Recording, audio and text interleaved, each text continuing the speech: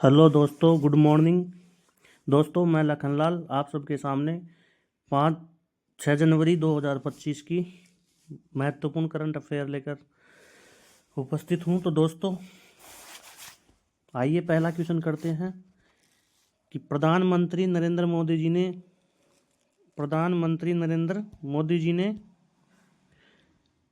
Jammu rail division का उद्घाटन किया है। प्रधानमंत्री नरेंद्र मोदी जी ने आज यानी 6 जनवरी को वीडियो कॉन्फ्रेंसिंग के जरिए जम्मू कश्मीर के नए रेलवे डिवीजन और तेलंगाना में चरलापल्ली न्यू टर्मिनल स्टेशन का उद्घाटन किया है। जम्मू देश का 69वां डिवीजन होगा।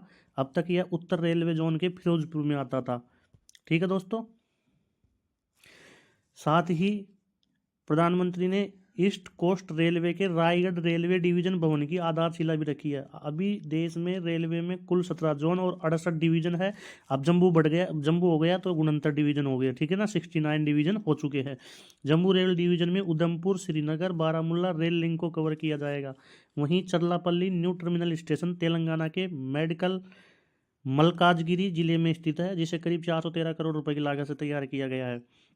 इसके अलावा उड़ीसा, आंध्र प्रदेश और आसपास के क्षेत्रों में कनेक्टिविटी में सुधार करने के लिए रायगढ़ रेलवे डिवीजन भवन का निर्माण किया गया है। दूसरा क्वेश्चन है, पीएम मोदी ने नमो भारत रेल कॉरिडोर का उद्घाटन किया है। तो प्रधानमंत्री नरेंद्र मोदी ने 5 जनवरी को राजधानी दिल्ली के न्यू अशोकनगर स्टेशन से गाजियाबाद के साहिबाबाद के बीच दिल्ली मेरठ नमो भारत रेल कॉरिडोर का उद्घाटन किया। ठीक है ना, कहाँ से कहाँ तक किया है? गाजियाबाद के साहिबाबाद के बीच दिल्ली मेरठ नमो भारत रेल कॉरिडोर का उद्घाटन किया है। दिल्ली मेरठ नमो भारत रेल कॉरिडोर 13 किलोमीटर लंबा है। कितना किलोमीटर लंबा है? दिल्ली मेरठ नमो भारत जो रेल कॉरिडोर है वो कितना लंबा है? 13 किलोमीटर की लंबाई है। आगे चलते हैं। इसके जरिए दिल्ली मेरठ जाने वाले यात्री महज 40 मिनट में अपनी यात्रा पूरी कर पाएंगे। न्यू अशोकनगर से मेरठ साउथ तक नमो भारत रैपिड कुल 11 स्टेशनों से होकर गुजरेगी। 13 किलोमीटर की दूरी है और स्टेशन कितने हैं इसमें? 11 स्टेशन है। नमो भारत रैपिड रेल परियोजना को पीएम गति शक्ति सेंट्रल मास्टर प्लान के साथ जोड़ा गया है, जिसका उद्देश्य लोगों की यात्रा को निर्बाध, सुरक्षित और सुविधाजनक बनाना है। आगे चलते हैं।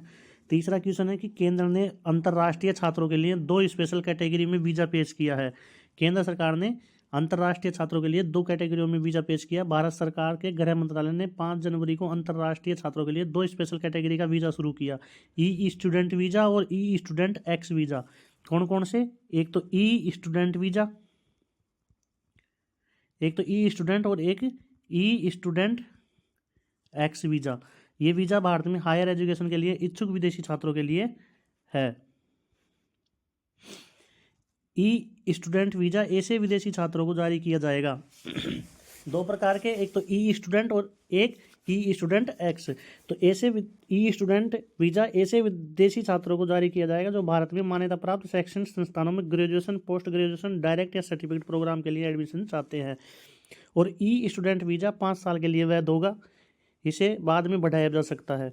इस वीज़ा का फ़ायदा उठाने के लिए स्टूडेंट को स्टडी इन इंडिया पोर्टल के जरिए अप्लाई करना होगा। कौन सा पोर्टल के जरिए? स्टडी इन इंडिया पोर्टल के जरिए स्टडी ई स्टूडेंट वीज़ा के लिए अप्लाई करना होगा स्टडी इन इंडिया पे।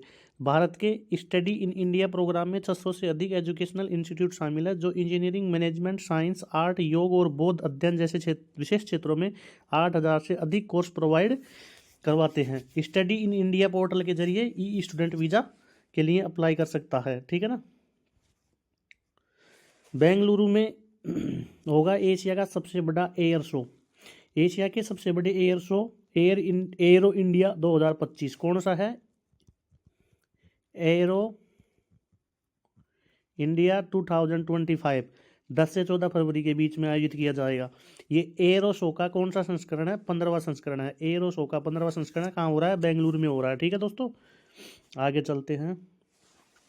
एरो इंडिया 2025 कर्नाटक के बेंगलुरु स्थित यलंका में आयोजित किया जाएगा। ठीक है, यहीं पे रेल कोच फैक्ट्री है यलंका में, रेल व्हील फैक्ट्री RWF यलंका।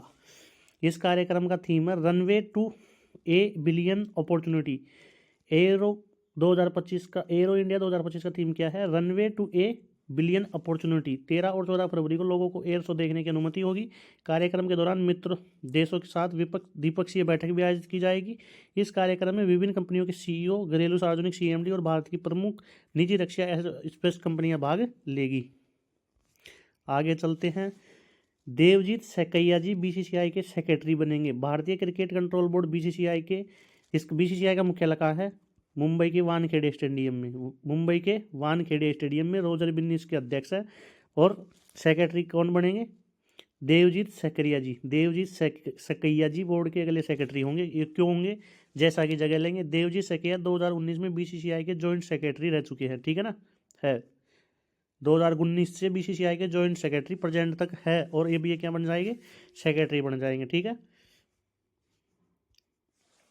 4 जनवरी को नॉमिनेशन की आखिरी तारीख थी। इसके अलावा किसी ने नॉमिनेशन नहीं भरा उनके अलावा। तो 12 जनवरी को बीसीसीआई में सचिव और कोषाध्यक्ष पद पर उपचुनाव होंगे। तो दूसरा कोई उम्मीदवार नहीं होने के चलते सकैया ही सचिव पद पर कायम रहेंगे। उन्होंने दिसंबर में जयशाह की जगह संभाली थी, जो भी इंटरनेशनल क्रिकेट काउंसिल के चेयरमैन बन गए। जयशाह कहाँ बन गए? आईसीसी के चेयरमैन बन गए। आईसीसी का मुख्यालय कहाँ है? दुबई में है, ठीक है ना, दुबई में। आगे चलते हैं। देवजीत सकैया जी तो बीसीसीआई के नए सचिव है। और प्रभतेज सिंह भाटिया नए कोषाध्यक्ष है। ये भी याद रखना, प्रभतेज सिंह भाटिया। छत्तीसगढ़ राज्य क्रिकेट संघ का प्रतिनिधित्व करते हैं कौन? प्रभतेज सिंह भाटिया। बीसीसीआई के इस एस्पेक्स काउंसिलिंग के सदस्य के रूप में कार्य किया है और बीसीसीआई की अनुशासन समिति का हिस्सा भी रहे हैं। प्रभतेज सिंह भाटिया नए कोषाध्यक्ष और देवजीत सकैया बीसीसीआई के नए सचिव, ठीक है। आगे चलते हैं। दिल्ली के मुख्यमंत्री ने वर्ल्ड क्लास ओलंपिक लेवल की शूटिंग रेंज का उद्घाटन किया है। World class Olympic level shooting range का उद्घाटन दिल्ली में किया गया। दिल्ली की मुख्यमंत्री कौन है? अतिशी ने 5 जनवरी को दिल्ली में 10 metre world class Olympic level की शूटिंग रेंज का उद्घाटन किया है। शूटिंग रेंज कालकाजी सरकारी स्कूल राजकीय सह शिक्षा उच्चतर माध्यमिक विद्यालय नंबर 3 में की गई है, कालकाजी में, दिल्ली में ही। ये 15 लेन इलेक्ट्रॉनिक टारगेट सिस्टम से लैस है और इसमें पिस्टल और राइफल शूटिंग की प्रैक्टिस की जा सकती है। अच्छा काम किया है ओलंपिक में बढ़ावा देने के लिए। अगला क्वेश्चन है कि Golden Globe award 2025। Golden Globe award में भारत की तरफ से पायल कपाड़िया की film All We Imagine as Light को 2 कैटेगरी में नॉमिनेट किया गया था। हालांकि फिल्म ये अवार्ड जीतने से चूक गई, ठीक है ना। गोल्डन ग्लोब अवार्ड में कौन सी फिल्म को कैटेगरी किया गया था, नॉमिनेट किया गया था? फिल्म पायल कपाड़िया की फिल्म थी All We Imagine as Light को, ठीक है ना। 2 कैटेगरी में नॉमिनेट किया गया था, बल्कि इनको अवार्ड नहीं मिला। All We Imagine at Light को बेस्ट फिल्म नॉन इंग्लिश और बेस्ट डायरेक्टर की कैटेगरी में नॉमिनेट किया गया था। हालांकि 2024 में इस फिल्म को ग्रैंड फिक्स पुरस्कार मिल चुका है। कौन सा फेस्टिवल में? ग्रैंड फिक्स कांस फेस्टिवल में ग्रैंड फिक्स पुरस्कार मिल चुका है। किसको? तो इसका मतलब ये इंपॉर्टेंट है। All We Imagine as Light Kapadia ji की, पायल कपाड़िया की। 82वें गोल्डन ग्लोब अवार्ड में बेस्ट फिल्म कैटेगरी में फ्रांस की फिल्म एमिलिया पेरेज ने अवार्ड जीता है। गोल्डन ग्लोब अवार्ड में किसने जीता है? एमिलिया पेरेज ने जीता है। एमिलिया पेरेज ने गोल्डन ग्लोब अवार्ड में बेस्ट फिल्म का अवार्ड जीता है। वहीं बेस्ट डायरेक्टर का golden Globe award director ब्रेडी Corbett को फिल्म द ब्रूटलिस्ट के लिए मिला है। किसको मिला है? ब्रेडी कॉर्बेट को। ब्रेडी कॉर्बेट को मिला है डायरेक्टर, बेस्ट डायरेक्टर का ब्रेडी कॉर्बेट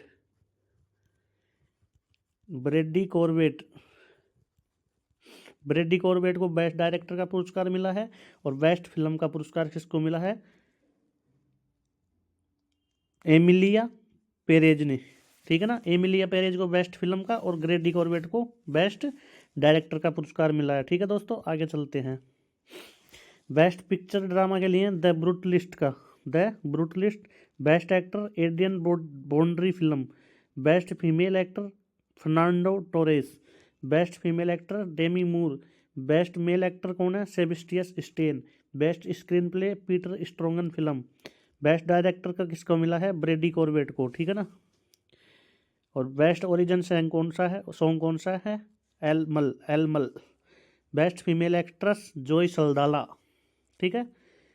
बाकी इनको आप देखना अच्छे से। बॉर्डर गावस्कर ट्रॉफी है जो भारत हार चुका है, ठीक है ना। 6 विकेट से हार गया है भारत। तो ऑस्ट्रेलिया में मैच चल रहा था, भारत और ऑस्ट्रेलिया के बीच में। कप्तान लास्ट मैच के कप्तान थे जसप्रीत बुमराह, क्योंकि रोहित शर्मा ने बाहर हो गया था उस टेस्ट मैच के लिए। बॉर्डर गावस्कर ट्रॉफी ऑस्ट्रेलिया ने 3-1 से जीत ली है, ठीक है ना। 10 साल बाद में इस सीरीज को भारत को हराया है उन्होंने, ठीक है। आगे चलते हैं। देश में महिला टीचर्स पहली बार पुरुषों से ज़्यादा हो गई है। प्राइवेट स्कूलों में 20% वृद्धि फीमेल टीचर। UDISE रिपोर्ट के आंकड़े हैं कि देश के सभी स्कूलों में महिला शिक्षकों की संख्या पहली बार पुरुषों से ज़्यादा हो गई है।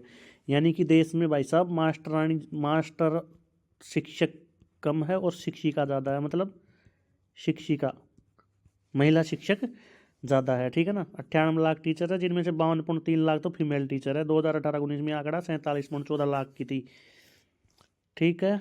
आगे चलते हैं कि कनाडा के PM जस्टिस ट्रूडो का इस्तीफा। कहा मैं अगले चुनाव के लिए अच्छा विकल्प नहीं, पार्टी सांसदों की तरफ से पर छोड़ने का दबाव था। प्रधानमंत्री ट्रूडो ने PM पद से इस्तीफा देने से पहले देश को संबोधित किया था।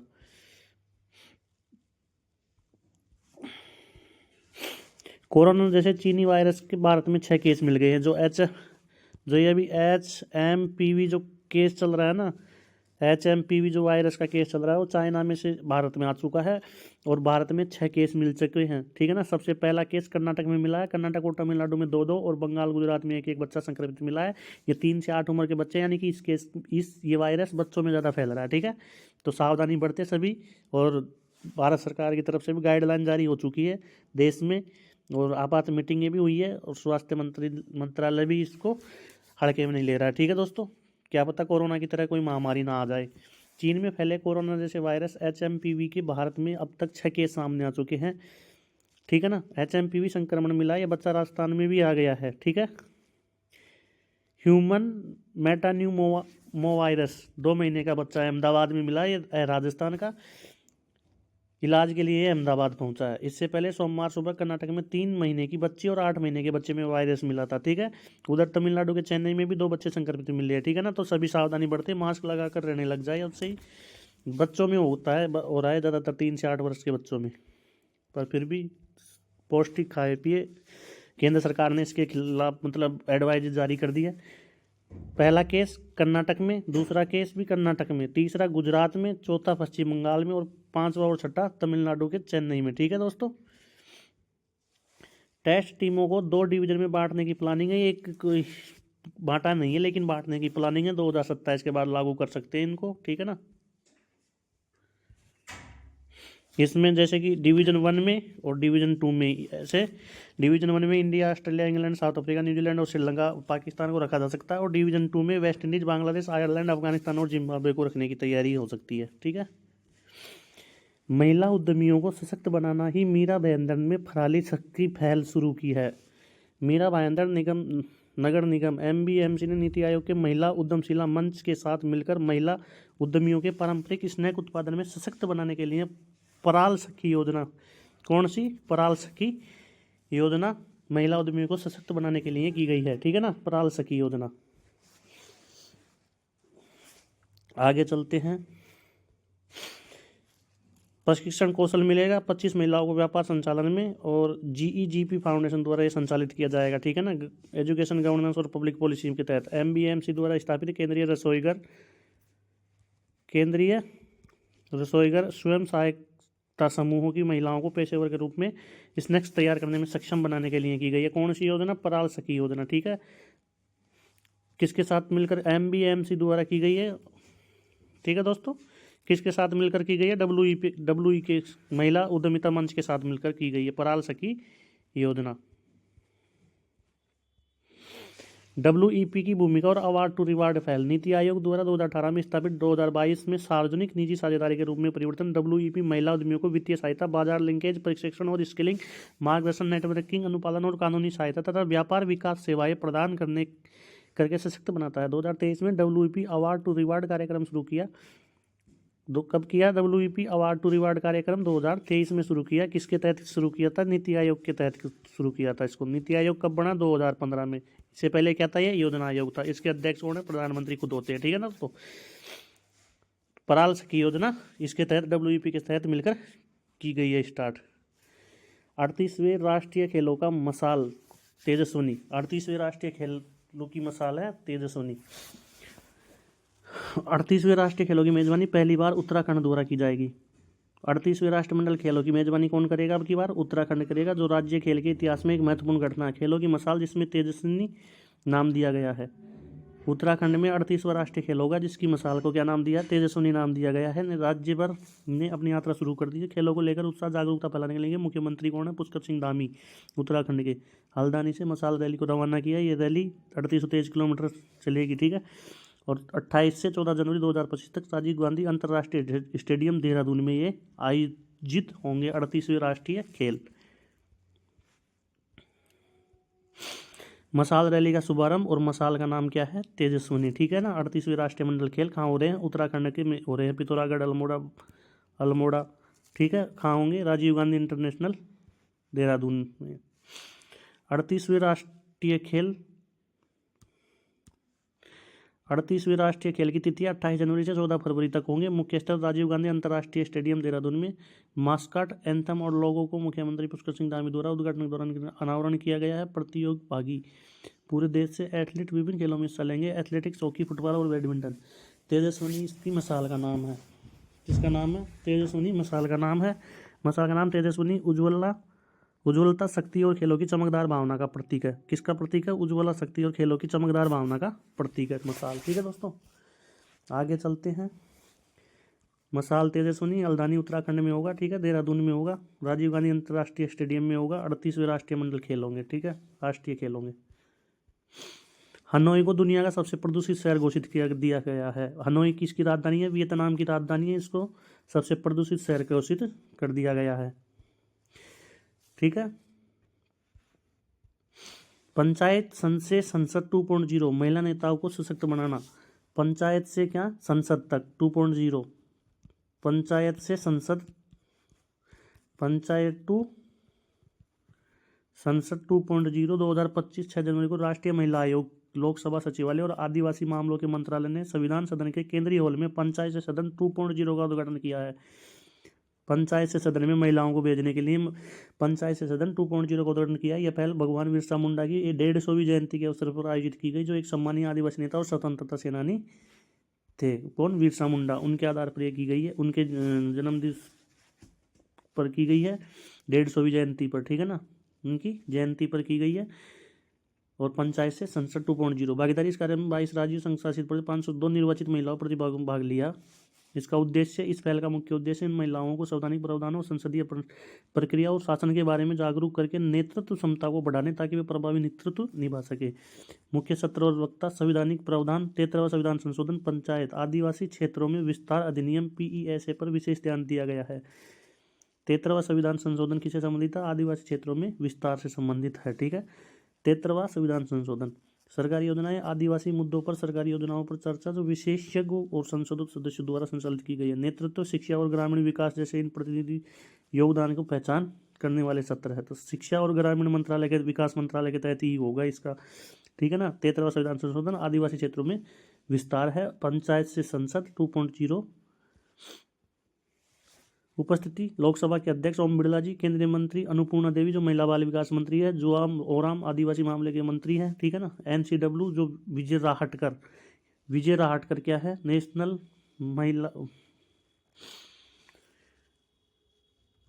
महिला आयोग की क्या है? ये अध्यक्ष है, विजय राहटकर, ठीक है। आगे चलते हैं। रूस ने नया पर्यटक कर लागू कर दिया भाई साहब। रूस ने 1 जनवरी 2025 से नया टूरिज्म टैक्स लागू किया है। 2027 तक बढ़कर 3% हो जाएगा, ठीक है। रूस ने नया टैक्स कर लागू कर दिया है, पर्यटन के ऊपर कर लगा दिया है। 1 जनवरी 2025 से प्रभावी है। कर की दरें क्या होगी? 2025 में आवास की लागत का 1%, 2027 तक चरणबद्ध तरीके से 3% तक बढ़ेगा। और न्यूनतम दैनिक शुल्क 100 रूबल, लगभग 0.9 अमेरिकी डॉलर। क्षेत्रीय पर्यटन अवसंरचनाओं को मजबूत करना और स्थानीय अर्थव्यवस्था का समर्थन करना, ठीक है। युद्ध लड़ रहा है तो लगाएगा ही। कितने दिन हो गए युद्ध करते करते यूक्रेन से। HDFC बैंक को समकक्ष बैंकों का हिस्सेदारी खरीदने के लिए RBI ने मंजूरी दे दी गई है। HDFC जो बैंक है, जो भारत का सबसे बड़ा निजी क्षेत्र का ऋणदाता है, को आरबीआई से Kotak Mahindra, AU small finance bank और कैपिटल स्मॉल फाइनेंस बैंक में 9.5% तक हिस्सेदारी अधिग्रहित करने की स्वीकृति प्राप्त हुई है। ये 9.5% जैसे कि इसके समकक्ष जो बैंक है, इसके समान बैंक है, ये भारत का सबसे बड़ा बैंक है प्राइवेट क्षेत्र का, तो ये खरीदने के लिए इसको क्या दे दिया, मंजूरी दे दी है आरबीआई बैंकों का बैंक जिसने, ठीक है। स्वीकृति की वैधता, आरबीआई की स्वीकृति 2 जनवरी 2026 तक मान्य है। संचयी हिस्सेदारी में सीमा 9.5% से अधिक न हो, ठीक है दोस्तों। आज का इतिहास, 6 जनवरी का इतिहास।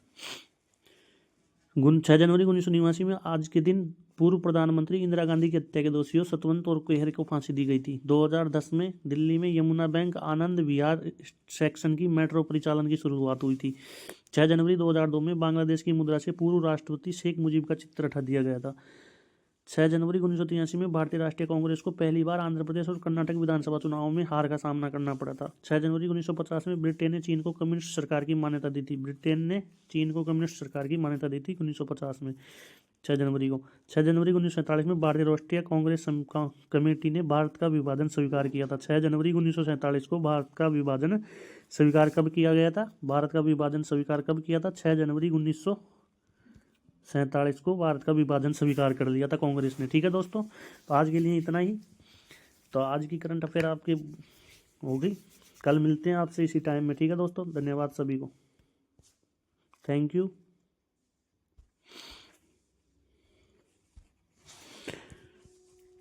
Thank you. ज़्यादा से ज़्यादा लाइक कीजिए, शेयर कीजिए और सब्सक्राइब कीजिए, ठीक है दोस्तों।